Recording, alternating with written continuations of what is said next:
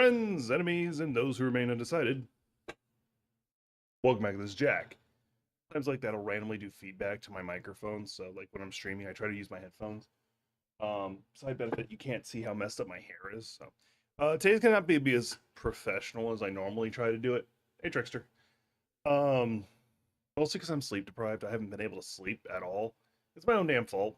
So, and I didn't prep as well as I normally like to. So I have some topics I'm going to be covering. I don't have them set up as individual slides. You'll just be seeing a screen share. And we're going to go from left to right. So let's get started. Hang on. Why is this so zoomed in? All right. Some of this stuff is just stuff I came across. So, and usually to remind myself of the news story. Hey, Amber. What a sleep. Anyway, so here's where we're going to get started. The World's Finest Assassin is officially getting a season 2, and that's pretty good. I'm actually pretty excited about that. It is a pretty good anime. The only thing I didn't like about the anime is there's a couple times where you see the goddess who was in charge of his reincarnation, and she gets really weird in a couple of them, like really like cringy weird. Like I almost died of cringe watching it when she was like testing out different people to resurrect. But overall, it's a pretty cool concept. He comes from a family of assassins, and in his previous life, he was an assassin, and he uses his magic to make weapons, to make guns, and various other tools of assassination. I think one of my favorite weapons he used, one of my favorite weapons he uses, is he throws a tungsten rod with anti-gravity in the air, which is set to turn off after a couple seconds, and then it comes back down, basically being a rod from God. Very scary thought.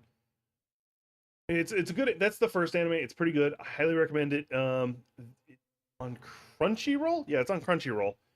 So you can take a look at there, and we should be getting a season 2. So yay. Anyway, yes, I'm looking forward to that. That is a really good feel good anime. I haven't watched it a second time. Like normally when I find an anime I'll watch it a second time. For those who aren't following the chat, he's talking about farming life in another world. It's a really good anime. Although the manga is different in the regards of it's a harem off the bat. Like all the various women, like they jump his bones. He doesn't have just that vampire girl as his wife. He has a lot of them as his wife. Like he is fully aware that all of them want to jump his bones. He's still unaware that he's apparently like a world superpower by that point. Anyway, let's go to the next topic. I'm gonna be burning through these because I'm tired and I still have to stream later today. Now, this made me really excited. I was excited. And then I was disappointed. Well, I'm still excited, but disappointed. So, Kenichi the Midas Disciple will always hold a special place in my heart when it comes to anime because it was like one of the first ones I really got into. And I read the manga, and I was like, wait. And then it stopped. And I'm like, oh no, there's not going to be any more of the anime. And I'm like, I see this, and I'm like, oh my God. Oh my God. They're going to continue the anime. Yes. Even though the voice actress for the blonde girl's dead. And no, it's a sequel series to the manga. So it's a little disappointed about that, but that is exciting because it's going to be Kenichi as an adult, which is going to be awesome. Um, so, like, yeah, okay, cool. This is basically going to be the Boruto series of this. I do recommend you watch it. It's got some great moments in it, although it does have a decent amount of fan service. But overall, I do enjoy it. It is a good story. It has some great moments in it, some epic moments. He has an adorable little sister. Yeah. Anyway, moving on. So unfortunately, I hired Trickster to find information on this, and apparently there's like no real information about this. There is story coming out that there's going to be an Event Horizon prequel, and it's going to clarify what happened on the first ship or on the first launch of the ship, and I don't like that. I really don't. Why do we need to know? Like, so in horror things, there is a principle called the Jaws effect. A monster that you do not see will always be scarier than the monster you see, because you will fill in the gaps in your mind. I do that a lot with my writing. When a favorite character has had something horrible happen in their life, you don't need to tell exactly what happens. You just mention some of the details and let the reader slash viewer fill in the rest. And that's kind of what Event Horizon did very good. I paid you in gratitude. That's what the first Event Horizon did really good. It kind of hinted that something horrific was on the other side, and if they do a prequel that explains it, it loses that mystery. It loses that feel. I do recommend if you get a chance, see the original Event Horizon. It is an older movie, but it still stands up really fucking well. Lawrence Fishburne's in it, and I forget Sam Neill, isn't it? The guy from Jurassic Park who played like the lead archaeologist guy. All right, moving on. All right, I'm actually not talking about this anime specifically, because there's only like 3 episodes in, but I'm already disappointed in it.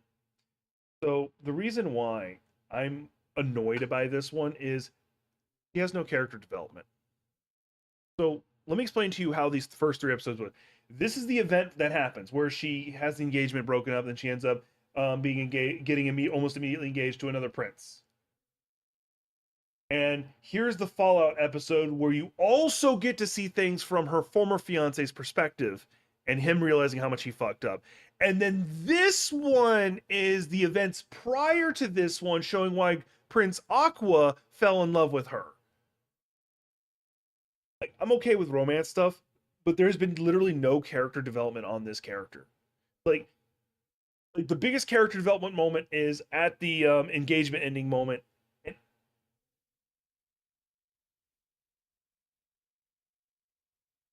And then the rest of it is just like, why all these people fall in love with her? It that's a piece of writing that really annoys me. Not saying this is a bad anime in its own right. If you're looking for a cheesy romance, here you go. But I don't like it when the role of every other character is just to glorify the main character. It really annoys me.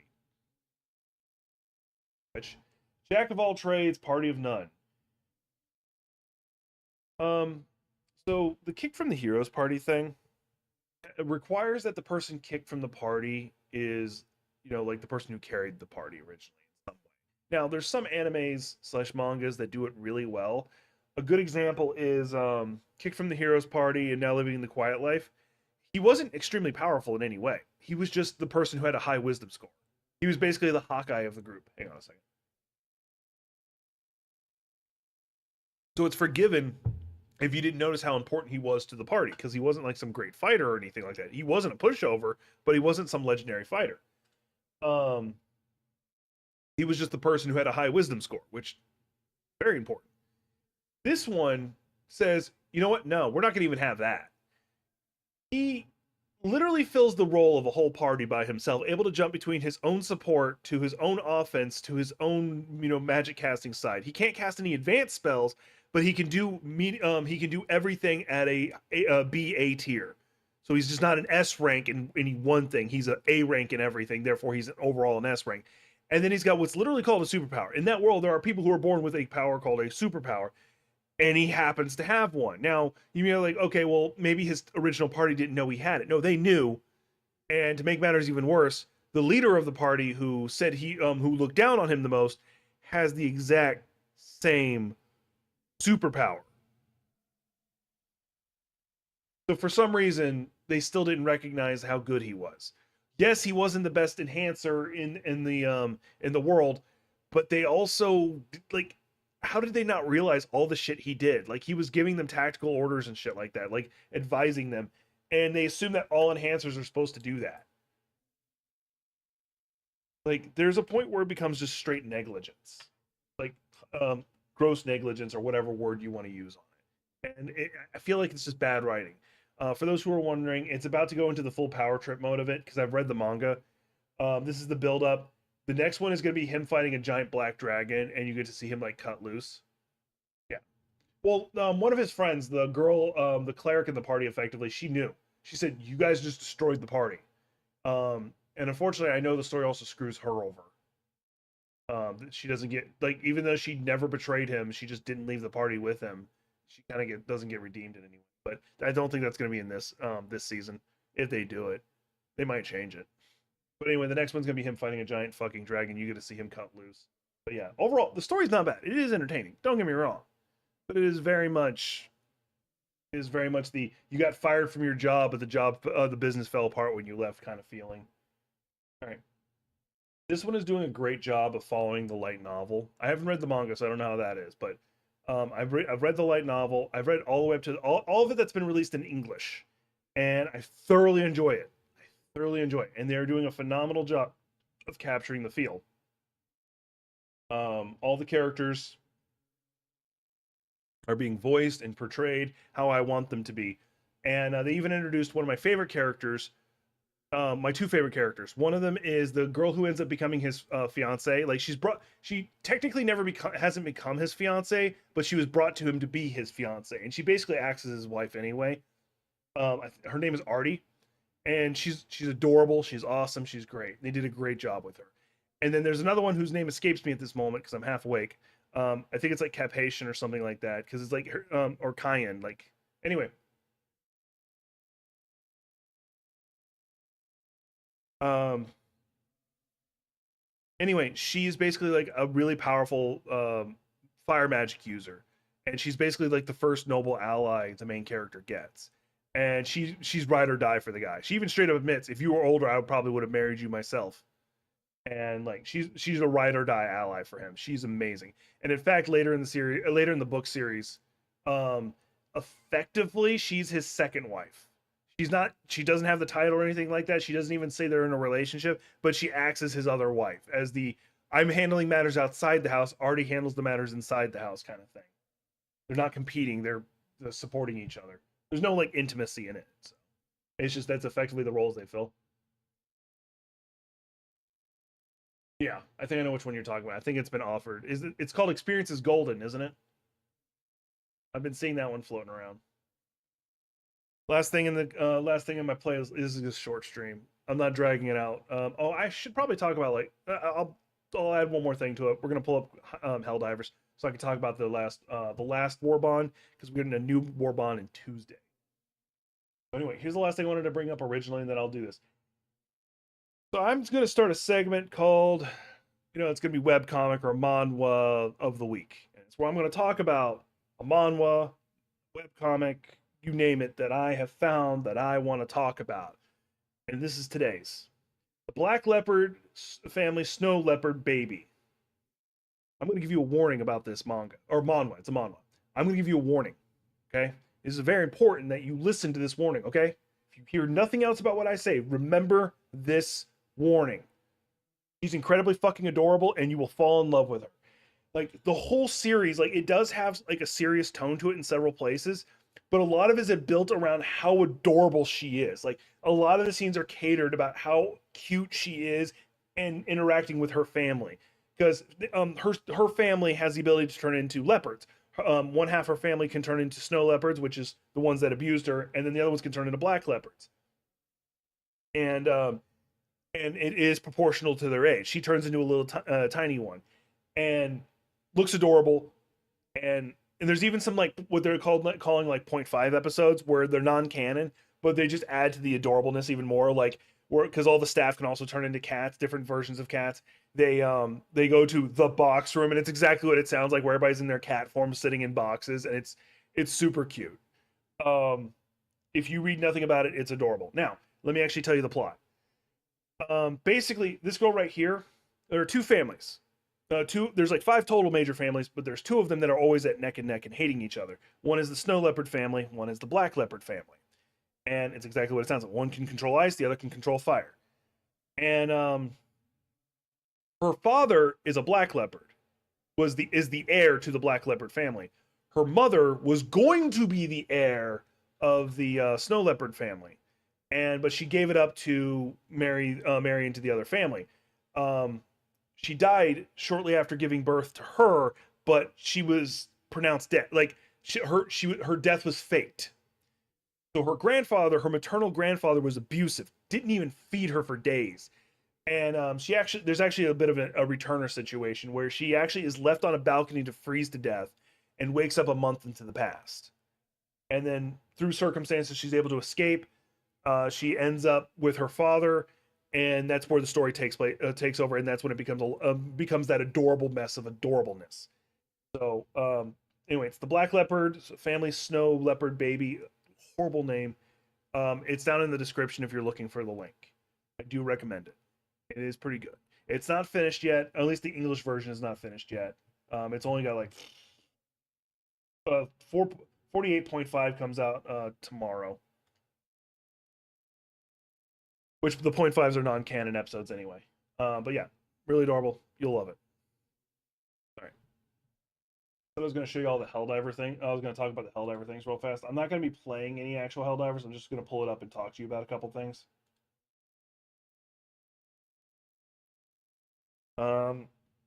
6 p.m. my time, so in another 4 hours, if I'm still awake, I plan on streaming Code Vein 2 again. And if I don't stream earlier than that, over on my Jack Daedalus channel, don't forget. I am having fun playing Code Vein 2.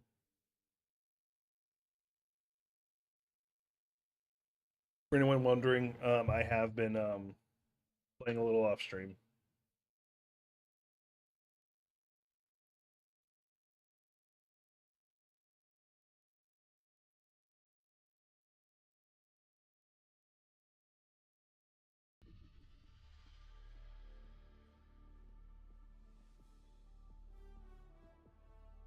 Sotomate. All right. So we're going to talk about the various things that from the Redacted Regiment. All right. Worked on this. Don't think on the Reeducator. It's a silenced sidearm that does toxin damage. Weakness. You're not going to kill anything with it. The few things you could kill with it are like you could have already killed with like a single pistol shot anyway, so you might as well came in with like the SOCOM pistol, which is also silenced. SOCOM one. What its advantage is you know the toxin effect where they get lost and start walking a random direction. Yeah, this one will cause it immediately. There's no delay. So it's good for like something charging at you and you're like, nope, go away. The sensor, the marksman rifle, it's garbage. Like I want to give it a redeeming thing about it.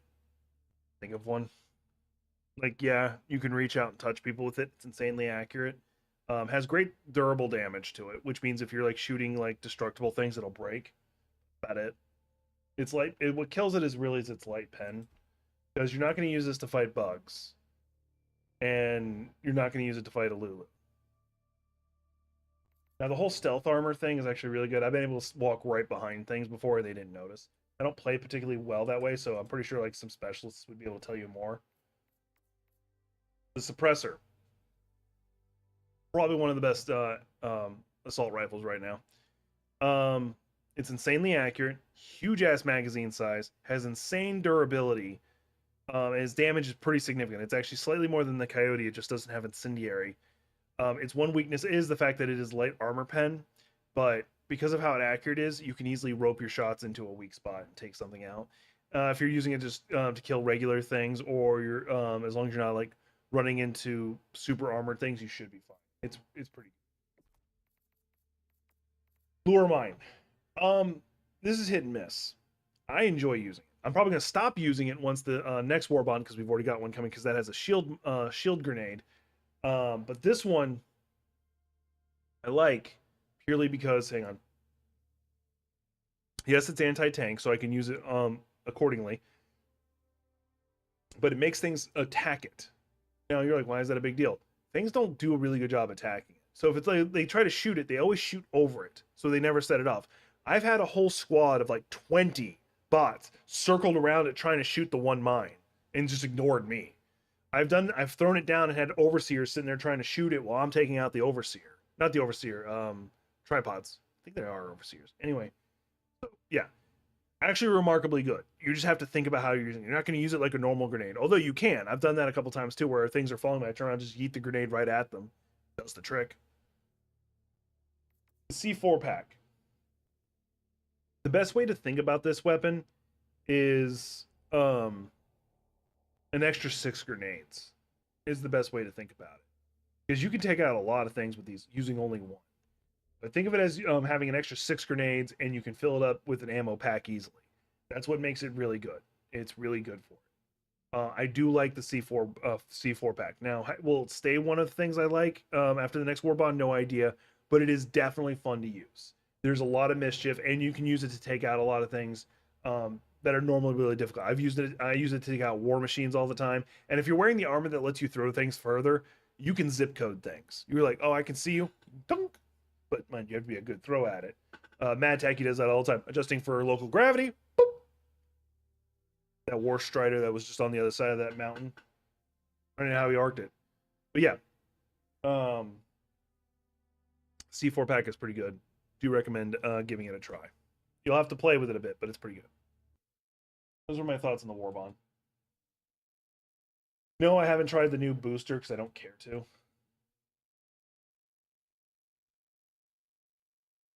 All right, that's the stream. I know it's short. Not even the full 30 minutes I try to do this for. I'm half awake, really tired, but I can't sleep. Hey, Cool Walker. But if you get a chance, go down to the description, take a look at, well, there's two things in the description. One is my Patreon, where you see all my stories. Free membership, you get access to all my free stories. $3 a month gets you access to all my previous stories. To be honest, you can wait for the membership, just get the free side, and then wait a little bit so that I have more of a library for you to access. Because I release a chapter every week, and it rotates which stories. So if you something to keep in mind. So if you want to wait to become a full member, you'll get all the back catalog anyway. But if you just become a free member, then you'll be able to access the free shit I release. Which I've released several free things, which are usually the prologues, first chapters, and short story or one shots. So anyway, that's what I got for y'all. And then the other thing was the Manwha. Take a look at the Manwha. It's really adorable. Anyway, appreciate y'all. See you on the next one.